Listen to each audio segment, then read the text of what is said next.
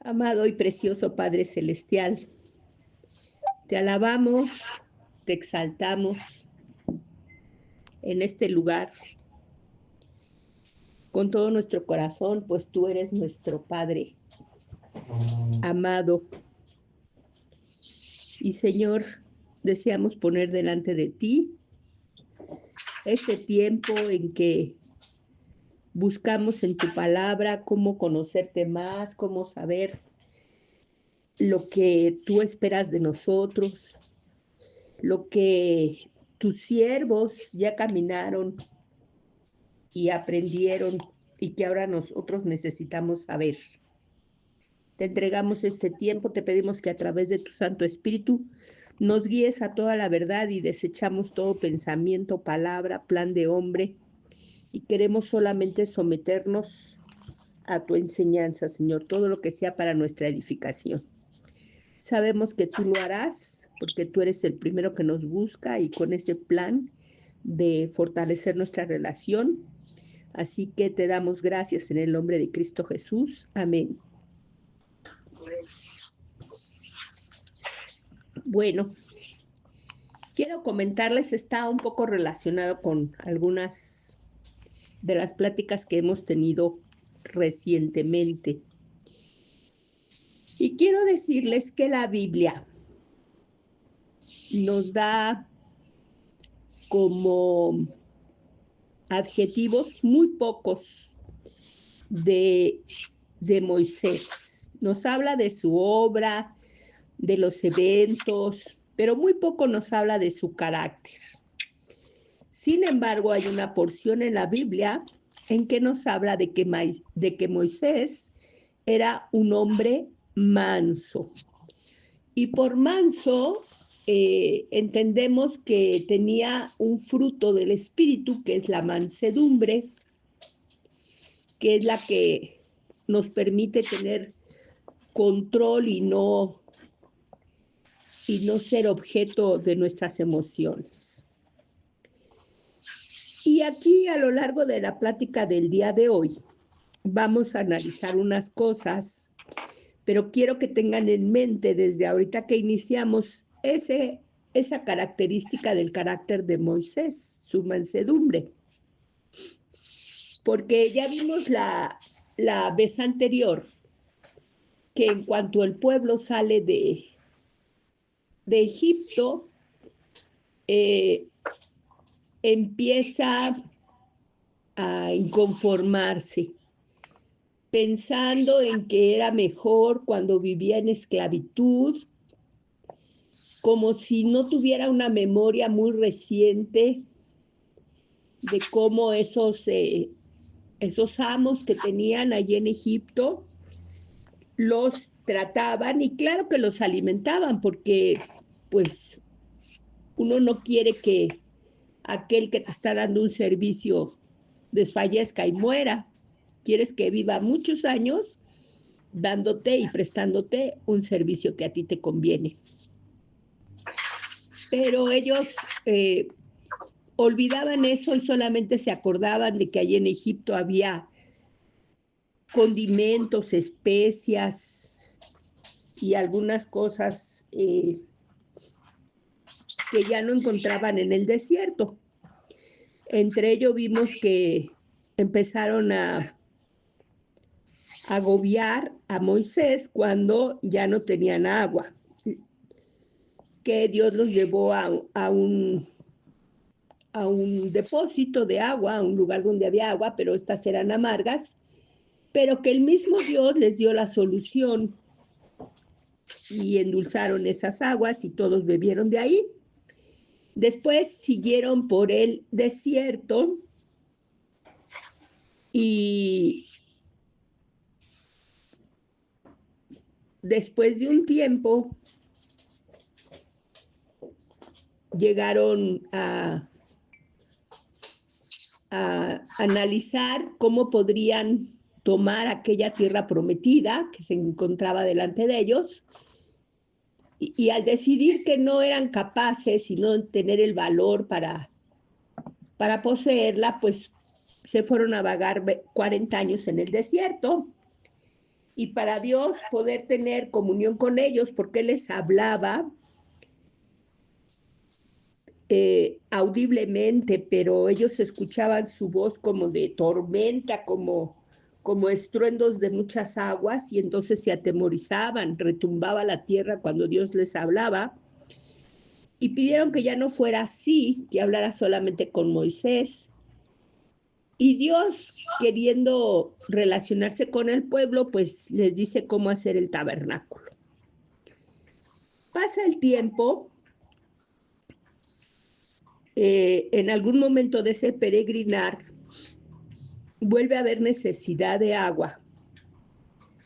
Y entonces, en Éxodo 17:6, Dios le habla a Moisés y le da unas instrucciones, y en ese versículo le dice: he aquí yo estaré delante de ti allí en la peña de Horeb, y golpearás la peña y saldrán las aguas. Y Moisés así lo hizo, y salieron aguas de la peña de Horeb, y esa peña calmaba la sed del pueblo, y la peña iba por donde quiera que ellos iban en el desierto. Por alguna razón, ya ha pasado tiempo, porque aquí, antes de entrar a esta porción, a la segunda porción que vamos a tocar, nos habla de que Moisés y Aarón estaban a las puertas del tabernáculo. O sea, ya había pasado un tiempo, ya habían recibido las instrucciones de Dios de cómo hacer el tabernáculo, ya lo habían levantado, ya lo habían estado usando, pero vuelve a haber escasez de agua y a tenerse del pueblo. Y entonces Dios le dice a Moisés en Números 28, toma la vara y reúne a la congregación, tú y Aarón tu hermano, y hablad a la peña a vista de ellos. Y esto era la instrucción que Dios daba para volver a hacer que una peña les diera agua para saciar la sed del pueblo. Entonces, vimos la vez pasada que nosotros somos muy semejantes a ese pueblo que salió de la esclavitud de Egipto, que ante la menor adversidad nos rebelamos, desconfiamos, murmuramos, hacemos muchas cosas igual que ellos. Fuimos siguiendo paso a paso cada una de las actitudes que estudiamos en ellos, y vimos que también parece que nos está describiendo a nosotros. Entonces, vamos a pensar que si nosotros hubiéramos estado en aquellos tiempos ahí en el desierto, posiblemente en ese carácter de pueblo, siendo guiados en el desierto por un líder, en este caso Moisés, quizá no habríamos creído que Dios le estaba dando esta instrucción a Moisés. Hubiéramos dicho: no puede ser, esto no está bien, Dios no hace así, Él manda a golpear la roca, no hablarle. Moisés debe estar mal, ¿qué problema tendrá? Y no sé cuántas cosas más pudimos haber pensado y hablado en contra de Moisés. Pero esto el pueblo no lo sabía. Era el resultado de una plática de Moisés con Dios. Pero entonces Moisés, como le había dado la instrucción Dios, reunió a la congregación con su hermano Aarón y con su vara, y les dijo: oigan ahora, rebeldes, ¿hemos de hacer salir para ustedes aguas de esta peña? Y bueno, aquí entonces como que notamos algo, a mí me parece, algo extraño, como que esto no refleja ese hombre que la Biblia dice que era un hombre muy manso, el más manso. Aquí lo vemos hablando duramente al pueblo. Y entonces en el versículo 11 de ese mismo capítulo, Moisés levanta su mano y golpea la peña con su vara y la golpea 2 veces. Y dice que de esa peña salió mucha agua y que de esa cantidad grande de agua bebió el pueblo y bebieron sus bestias también. Entonces diríamos, pues ahora todos ya estamos muy felices y contentos porque nos hacía falta agua y cuando Moisés golpeó la peña 2 veces, la otra vez la golpeó una vez y nos dio agua. Y esta vez la golpeó 2 veces y nos dio mucha agua. Qué bien está todo. Sin embargo, vamos a ver cuál fue la realidad. Respecto a la mansedumbre de Moisés, en Números 12:3, es donde nos dice claramente la palabra, y aquel varón era muy manso, más que todos los hombres que había sobre la tierra. Pero en esta escena que acabamos de platicar, no se ve ese Moisés siendo el hombre más manso de toda la tierra. Y ese haber golpeado la roca y obtenido muchísima agua para el pueblo, para sus bestias, ¿qué representó para Moisés? Eso lo vemos en Números 12:12. Y Jehová dijo a Moisés y a Aarón: por cuanto no creíste en mí para santificarme delante de los hijos de Israel, por tanto, no meterás esta congregación en la tierra que les he dado. Esto quiere decir que a Moisés esa satisfacción que al pueblo le pareció tan bien,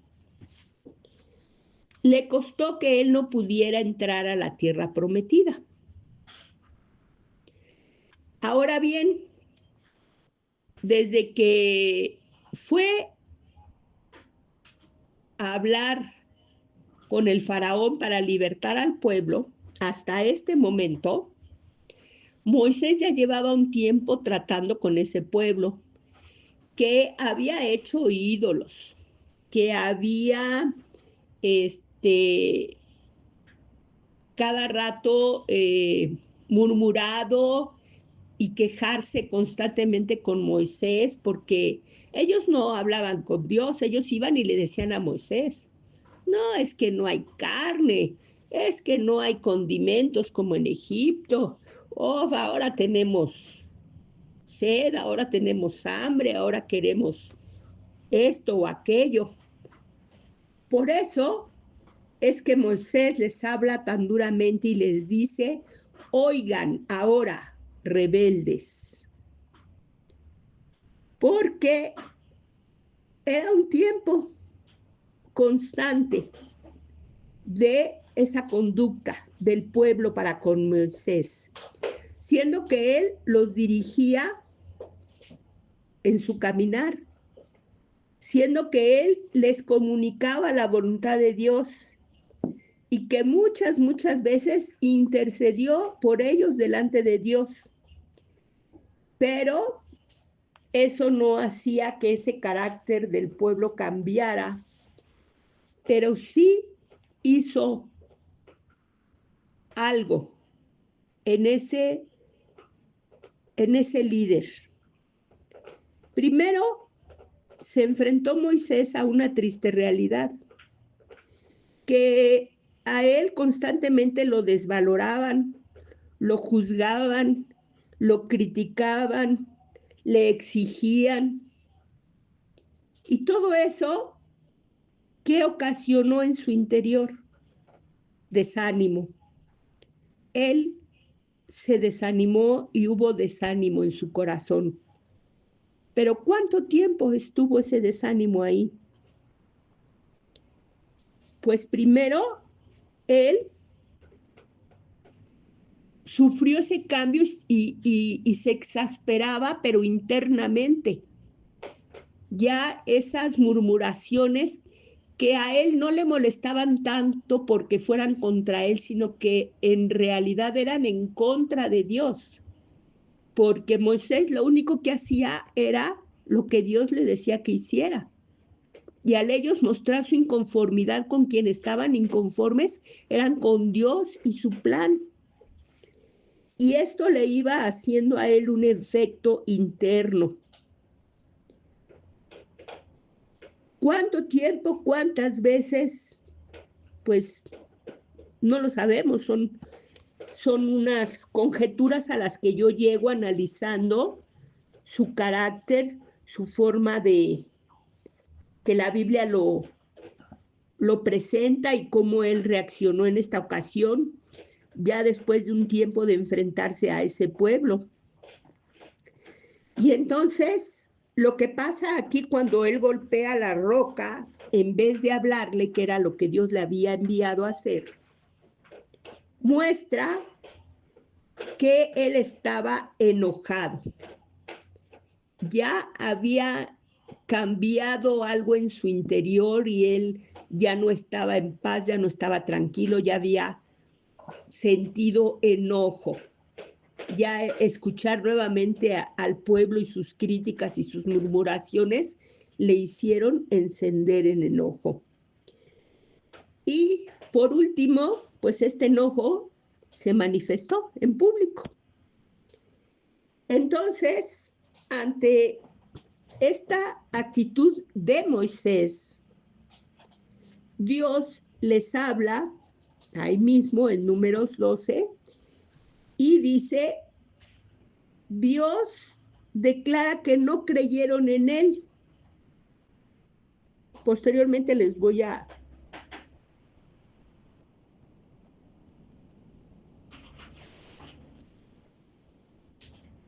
Bueno, ya les leí yo la palabra estaba creyendo que venía más adelante, por eso la estaba buscando, pero ya se las leí.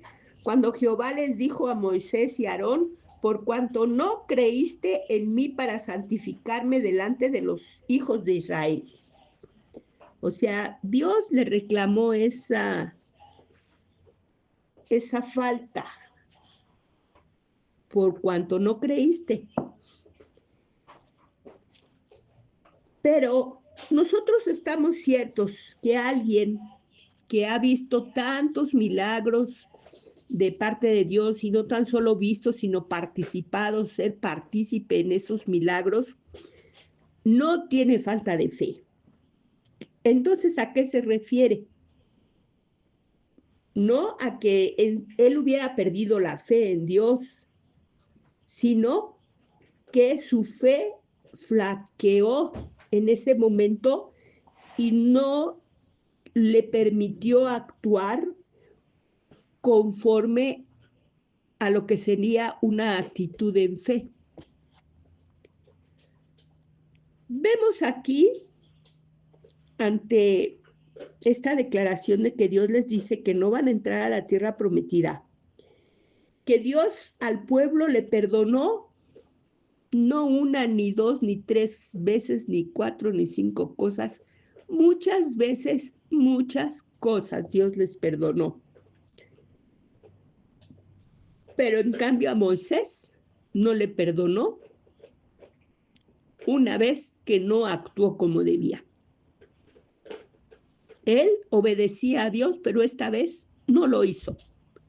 Y esa falta de obediencia en una instrucción de parte de Dios le costó pues un triste final, porque un final feliz, exitoso de todo su ministerio habría sido que tras liberarlos de Egipto y tras llevarlos en su peregrinaje, pues los introdujera a la tierra prometida. Eso había sido llamado.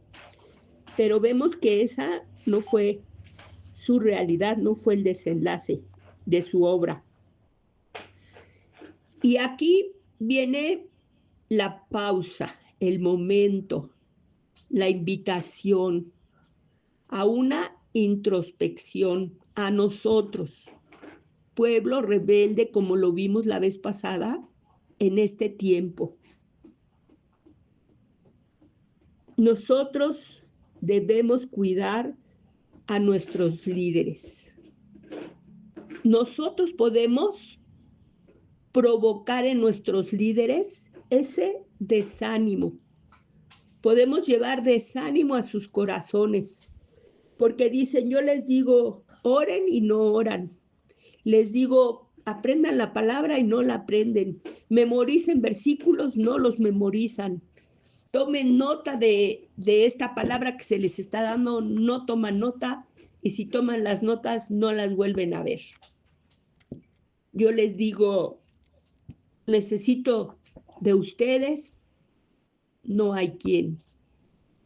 Y esas cosas traen desánimo al corazón de nuestros líderes.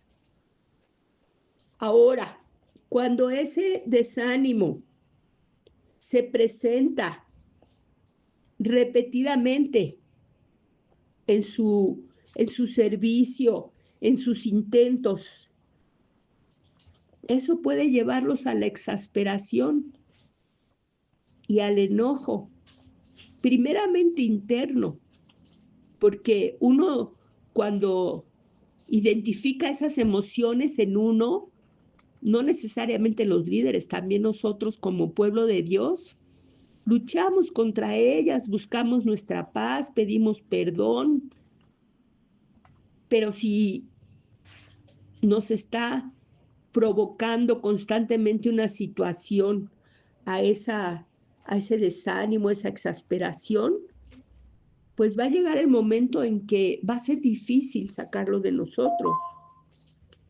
Entonces, debemos de tener nosotros esa misericordia, ese amor para con nuestros líderes, porque su testimonio se puede debilitar.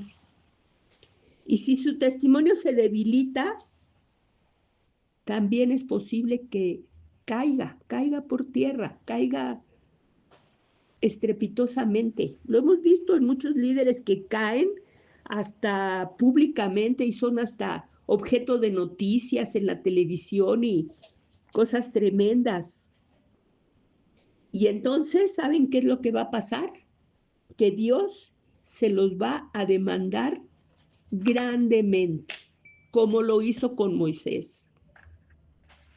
¿Por qué? Porque les ha dado una comisión y Él espera que esa comisión se lleve a cabo como Dios lo ha planeado, como Dios lo ha hablado, como Dios lo ha enseñado. Y esos representantes suyos, cuando fallan y flaquean, pues dejan en mal al Dios que servimos. También hay que observar aquí que el que golpeó la roca fue Moisés. Sin embargo, se le impide entrar a la tierra prometida a Moisés y a Aarón. ¿Por qué? Por ser parte de ese liderazgo. Así, nosotros podemos concluir y también, pues si estudiáramos algunos casos que nos ha tocado ver, como les digo, en nuestro presente, que desgraciadamente llegan a ser noticia, cuando un líder entra en el corazón del líder, permanece, no se puede librar de ese desánimo, de esa exasperación, de ese enojo, de esa tristeza, de ese dolor, de tantas cosas que entran al corazón de los líderes cuando sirven y sirven y sirven a Dios y no logran el amor de su pueblo que los respalde. Entonces, ¿saben qué? Tropiezan, pero cuando ellos tropiezan, muchos tropiezan con él. Grandes ministerios han ido por la borda porque el líder cae. Y lo malo no es que un líder caiga, porque la Biblia dice que somos humanos, y de todos los hombres en la Biblia, de todos, excepción hecha de uno, que yo nunca he encontrado nada negativo. No sé si efectivamente no haya ninguna mención negativa de él en la Biblia, pero yo nunca lo he encontrado, excepción hecha de ese único hombre en la Biblia, aparte de Jesús, claro, pero él no es hombre, él era hijo de Dios, Dios mismo. Ay, pero solamente excepción hecha de ese, todos los hombres de la Biblia, todos los guerreros, todos los líderes, siguen siendo hombres y siguen teniendo debilidades, flaquezas y fallas. Pero cuando un líder falla, hace quedar mal a Dios delante de su pueblo y delante de los incrédulos. Entonces, la invitación este día es que nosotros pensemos que aquellos que toman ese ministerio, ese cargo, ese trabajo, ese servicio para Dios primeramente, pero que lo hacen sirviéndonos a nosotros, los respaldemos primero con amor. Hay que amarlos. Claro que vemos sus defectos, claro que vemos sus fallas, claro que pensamos que algunas cosas que ellos dicen no debieran de ser así, pero nosotros no sabemos verdaderamente qué dirección les está dando Dios, como en este caso que vemos, que para 3 casos de sed del pueblo, Dios obró de 3 maneras diferentes. Y nosotros a veces, cuando nuestro líder cambia un poco, que no, ahora ya no vamos a poner la alabanza al principio, la vamos a poner al final, no, todos estamos en desacuerdo. Que ahora los servicios van a ser más largos, ay, no, ¿cómo más tiempo? O van a ser más cortos, ay, no, porque tan poquito. Y no sabemos nosotros qué dirección Dios le está dando y no los apoyamos, no los respaldamos, los criticamos, los juzgamos, los censuramos y luego todavía les llevamos la queja a ellos y sembramos todo esto que estamos hablando ahorita de tristeza, de dolor y de desánimo en el corazón de ellos.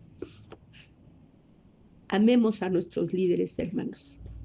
Oremos por ellos, sostengámoslos. Hay que apoyarlos. A veces no nos cuesta gran esfuerzo, gran cosa. Que ellos sepan que si dicen vamos a hacer esto, los vamos a apoyar. Vamos a empezar esto otro, lo vamos a apoyar. Yo los invito a que nos analicemos, a que analicemos qué hay en nuestros corazones hacia nuestros líderes y cómo lo estamos manifestando. Vamos a despedirnos. Ay, amado Padre, tu palabra es tan hermosa que nos da ejemplo de todo aquello que vivimos, todo lo que sentimos, todo lo que experimentamos, no es solo en nosotros. Todo tu pueblo, todos tus siervos lo han vivido también. Y tú nos enseñas a través de tu palabra que tú eres la solución para todas y cada una de esas emociones, para todas y cada una de esas actitudes. Padre, necesitamos tener siempre en mente eso, que tú nos invitas a estar siempre en una relación cercana contigo, porque solamente así podemos recibir tu dirección, tu enseñanza, tu cuidado, tu fortaleza, Señor, que tanto la necesitamos para poder gobernarnos a nosotros mismos y servirte como tú te mereces, porque tú eres el Rey de Reyes, el Señor de Señores. Tú eres el creador de todo, nuestro creador, y aparte de todo, nuestro Padre. Queremos manifestarte ese amor en obediencia, viviendo vidas agradables delante de ti, sirviéndote con todo nuestro corazón, con todas nuestras fuerzas. Pedimos tu ayuda, Señor, y te la agradecemos porque sabemos que tú nos la das, pues oramos en el nombre precioso de Cristo Jesús. Amén.